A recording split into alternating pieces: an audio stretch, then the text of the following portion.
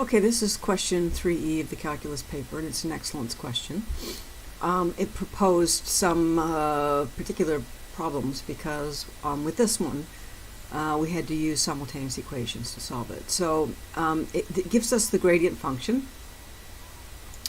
F of x is equal to f prime x is equal to mx plus 3. So we don't know what the gradient of this line is, but we know that's the gradient function for the equation, and they want us to find the curve that passes through, and they give us 2 points.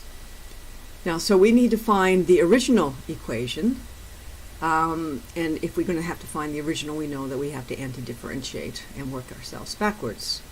So we're going to anti-differentiate the mx plus 3, and we're going to end up getting f of x is equal to mx squared over 2 plus 3x plus c. So we've got a particular problem here because we have 2 unknowns. And with 2 unknowns, that creates a problem because we can't solve an equation or an expression by simply substituting in if we have 2 unknowns. So we're going to have to deal with that, and one of the ways of dealing with that is through simultaneous equations, because we can use elimination to get rid of one of those variables. So it just so happens that we have 2 points that lie in the curve. So if this is the expression for the curve, what we're going to do is we're going to create equation 1, putting in one of the points, which is, this case is -2 and 20. So 20 is equal to m times -2 squared over 2 plus 3 times -2 plus c. And then we're going to use the other point, which is 1 and 11, and we're going to substitute that in. And so now we have 2 equations for the quadratic created.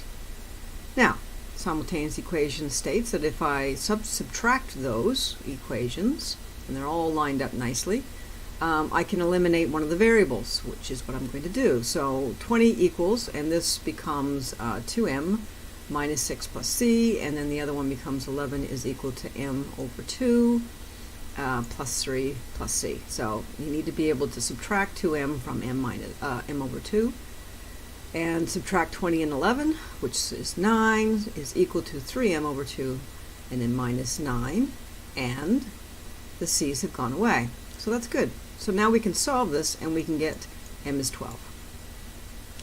So now that we know what m is, the next step to the process is to figure out what c is to finish off the equation. So we can find c because now we know what m is, and we can just substitute in a point. So it doesn't matter what point you use, but I'm going to use the easiest one to use, which is 1 and 11. I'm going to substitute in the 12 into m, and I'm going to have 11 is equal to 12 times 1 squared over 2 from the point, plus 3 times x is 1 plus c, and then I can solve for c. And then I simply substitute all these things into the original equation to get the original equation. It ends up being 6x squared plus 3x plus 2.